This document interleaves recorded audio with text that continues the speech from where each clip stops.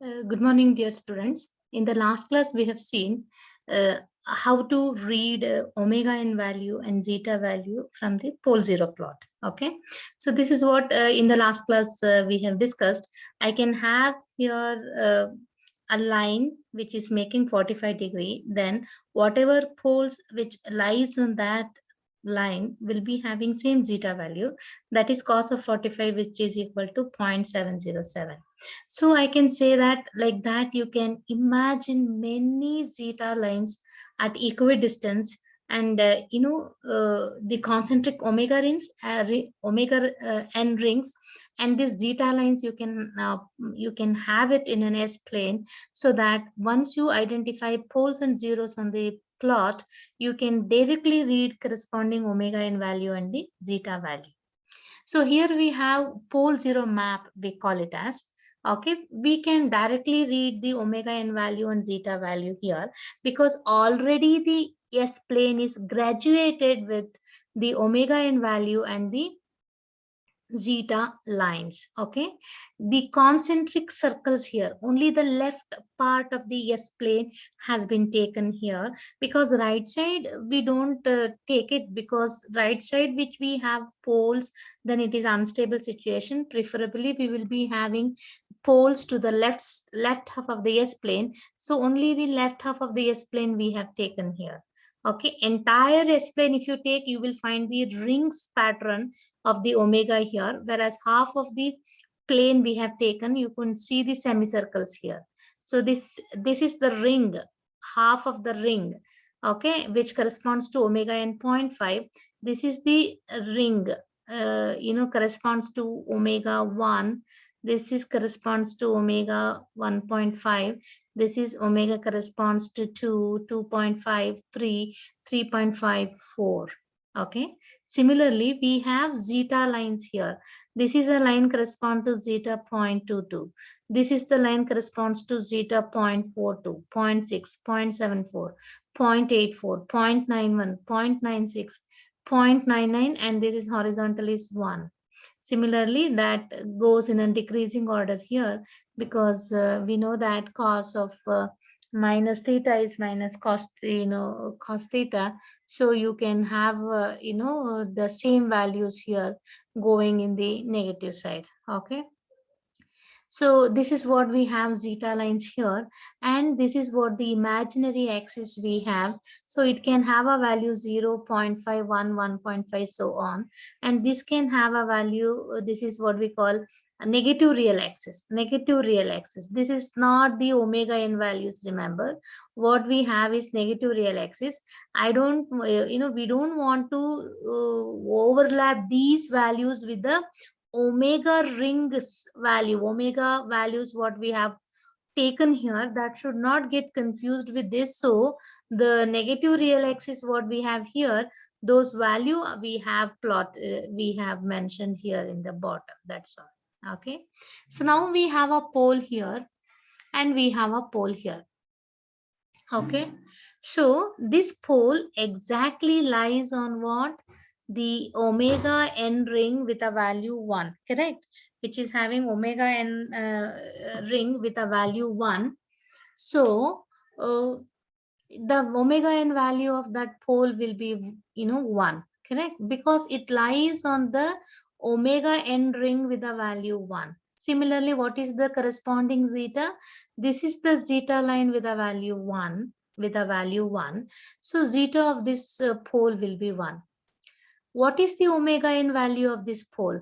This is the omega n ring what we have, which is having the value 4. You can see here 0.51, 1.52, 2.53, 3.5, and this has to be 4. So this is having, the pole which lies in this omega n ring. We call it as poles will be having the same omega n value. So it will be having a value 4. Okay, what is zeta? Zeta, corresponding zeta is same of this pole, because This and this are collinear, lying on the same line. So zeta will remain same. Only omega n will be different for these two pole, because omega n ring, corresponding omega n ring of these two poles are different, whereas lies on the same zeta line. So zeta is same, that is 1. Okay. So let's take another pole zero map here. So we have here complex conjugate pole. So let us try to read its omega n value and the zeta value. So I'll take this pole, first pole. This pole lies between the omega ring 2 and the omega ring 2.5. Okay. That is natural frequency 2.5 and natural frequency 2. In the middle, we have this. Take the average. That is what the omega n value of this. Else, you can imagine one more concentric ring passing through this pole, and you can you can get the value of that. You can do that. Now zeta, what is the corresponding zeta? This pole lies between the two zeta line, that is zeta 0.42, zeta 0.56. Two zeta lines we have, in between we have this pole existing. So now, you can take the average, or you can imagine one zeta line here, and you can calculate the value of that zeta line, that angle measurement and zeta calculation, you can do it. And that is what will be the zeta value of this pole. Similarly, for this quadrant, we have, same procedures. So whatever we have zeta and omega n for this, we will be having the same, because rings will be shared same, and the zeta will also be same. Okay. So next we have another plot. For this plot, again we have to find the omega n value and the zeta value. Once we have omega n and zeta value, we can construct the second order system transfer function. Okay. So what how to measure? We have to see on which omega n line it is lying. So it is lying on the omega n line with a value 2, and it is lying on the zeta value 0.5. Okay. Similar, same thing will holds good for this pole. It lies on the omega n ring 2 and zeta of 0.5. So we can say that the natural frequency of the closed loop poles of second order system is 2 radians per second, and the damping ratio is 0.5. So using these two, we can construct the transfer function. We can construct the transfer function, like this. If we know omega n and the zeta value, we can construct the transfer function, which is equal to 4 divided by s square. Zeta and omega n we have substituted, so we will be getting this transfer function 4 divided by s square plus 2s plus 4. Okay. Next, we have an example here. Determine the location of closed loop poles so that the damping ratio remains same, but the natural undamped frequency is doubled. What is the question here? So we have a pole here, which is blue colored pole. We have. So we have to retain zeta same, and we have to double the omega n value. How can we do that? The zeta line you have to extend, because zeta I don't want to change. Zeta has to be retained same. You have to extend that line, and you have to construct the omega n, doubled omega n. That is 2 we had. We have to construct, 4 omega n ring we have to construct. Till that you have to extend. So you have to identify that pole. What does it mean? We have retained zeta same, and we have doubled omega n. Same thing holds good for this pole. You have to construct this omega n ring of value 4, that is double of the first ring, and you have to extend the same zeta line which intersect that. So you will find that pole position there. So what we have done, we have retained zeta same, we double the omega n. Similarly, I can retain omega n same, and I can change the zeta value. How? You can take the poles anywhere in this arc. You can take the pole anywhere in this arc. You will see that its zeta changes, omega n remains same. Similarly, anywhere in this arc, you can shift this pole. You will see that omega n remains same, zeta will change. So like that, you can always get a different omega n and different zeta value. Okay, so here we have a situation which explains how theta, omega, n are related here. Okay, so we have omega n, that is a radial distance of the pole from the origin. Correct. This is a pole. Radial distance is what omega n. This angle is what we call it as theta. Okay.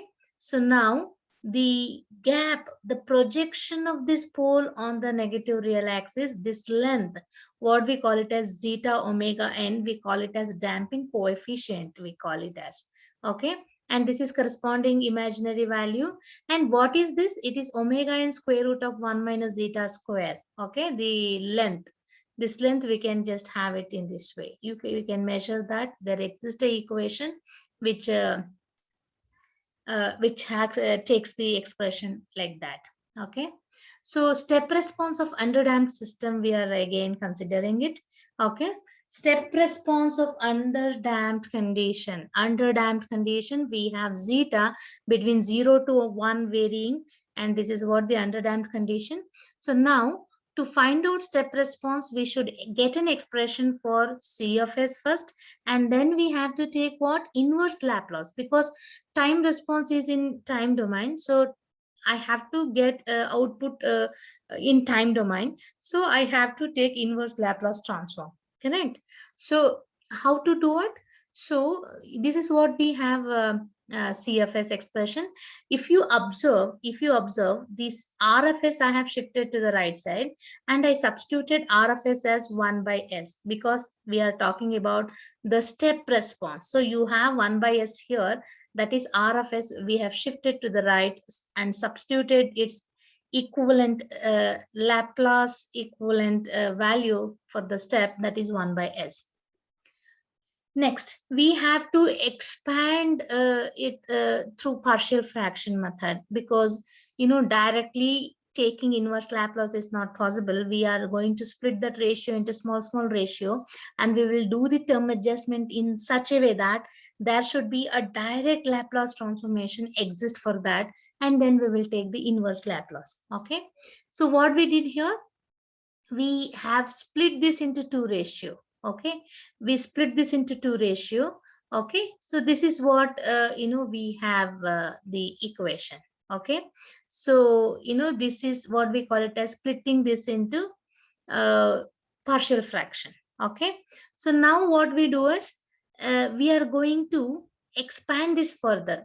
Why we are expanding? Because every time you remember, we are trying to convert this in such a way that inverse Laplace transformation, I can take it easily. So for the previous pattern, I cannot take there is no inverse Laplace directly exist for this ratio. So what we are trying to do, to the denominator, I have added zeta square omega n square, and I subtracted zeta square and omega n square. Okay, I repeat, for the second ratio, how did I get this? First of all, that is by doing partial fraction expansion and finding constant and substituting them. I got this. From here to here, what I did, I took the second term denominator, I have added zeta square omega n square, and I subtracted zeta square omega n square from that. So it should not get affected. So now you can group the term comfortably. You can group the term. So this section, you can say that it is a plus b whole square formula. It's matching. You can have that. And the right side also, I can take, omega n square common. I can take it. So it will become omega n square into 1 minus zeta square. So I have to substitute these two things, and I'll get an equation something like this. Okay, so what I did, I have just grouped this as a plus b whole square formula, and here for these two terms, I took omega n square as a common, and I got this. Okay, so now further simplification. What we have done, we have replaced this term, that is omega n square into 1 minus zeta square. This term we have replaced with omega d square, because we know that omega d is equal to omega n into square root of 1 minus zeta square. This is what we call it as frequency of transient oscillations, and it is also called as damped natural frequency. Okay, this is called damped natural frequency, omega d. Okay, because omega n is natural frequency. What is omega d? It is damped, same frequency. Now we have damped because zeta is between 0 and 1. So we call this as damped frequency. So damped natural frequency, we have omega d square. We have introduced that omega d in this equation. That's all.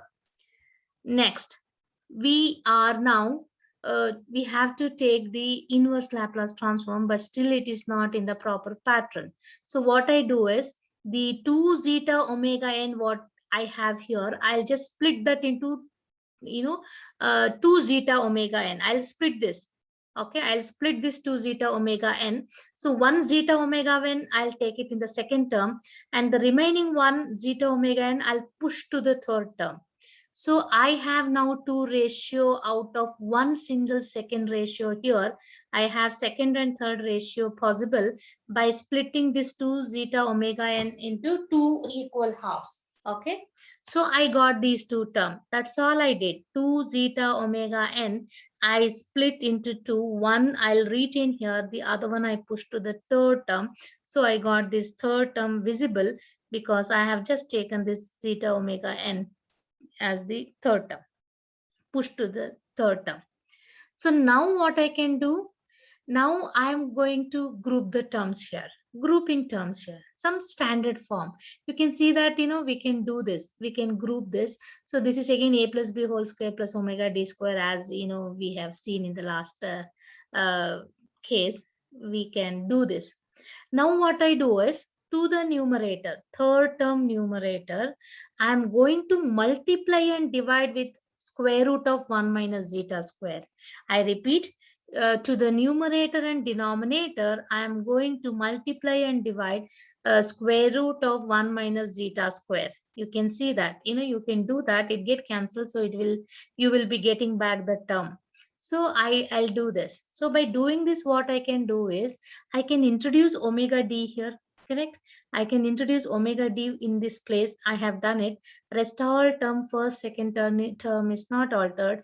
And this constant I have as it is here, and I got this. So now it is very easy to take inverse Laplace, because this corresponds to this corresponds to cos omega dt, and this corresponds to sine omega dt. Okay, so we can easily take the Laplace transform, because this corresponds to, e power minus zeta omega nt cos omega t, and this term corresponds to e power minus zeta omega nt sine omega dt. This is standard Laplace transformation possible for e power series and the sine omega dtt. And here also a standard transformation exists for a Laplace transformation exists for this function, as this Laplace transform exists. So we can directly take it from the table and we can substitute here. Okay, so that's why we will keep doing the term adjustment, so that we can do all these things possible. I can directly pick up from the table. Okay, so this is what I have C of t, that is the step response of underdamped condition. Okay, so what I do is, further I'll take this out, e power minus zeta omega nt. If I take it out, I'll be having cos omega dt plus zeta square root of 1 minus zeta square sine omega dt. Okay, so if zeta 0, what will happen? Omega d becomes omega n, correct? Correct. So C of t is equal to 1 minus cos omega nt. This is what we will be getting response. What is zeta? That is undamped condition. So for the same response, if I substitute zeta 0, you will be getting what condition? Undamped condition. Undamped condition, you will see that only sustained oscillations, you will get a fixed oscillations you will be getting. That is what this response says. Okay, whereas here you will get a different pattern. You will get a different pattern. You will see some overshoot possible. You will see that because damping is between 0 and 1. Okay, so now we will see for zeta 0.1 and omega n3, we'll take some particular value. We will see how C of t looks like. Okay, so this is how you will find the graph. This is how it looks like. So we can use a MATLAB tool, a wonderful tool we have. We can get a varieties of pattern possible for different combination of 0.1 zeta and the omega n value. Just keep changing the value for the given equation, that is the response equation of the step response of this undamped system. You will get the corresponding graph. Okay, so this is the graph for zeta 0.1 and omega n as 3 radians.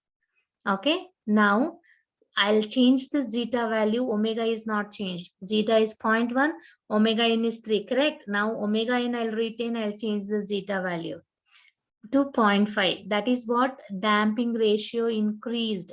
You can see that if the damping ratio increased, the oscillations what we found in the previous slide is not here. So many oscillations is not here. Only one overshoot exists. After that, immediately it is settling down. So as you increase the damping ratio, you will see that oscillation dies out. Okay.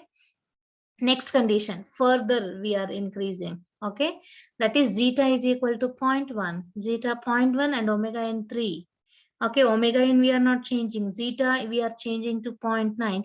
You can see that there is absolutely no oscillations exist. Oscillation exists, it is directly rising and settling to the the expected value, steady state value. Okay, so this is the graph we have, the plot, 3D plot we have. You can see that as you are changing the damping,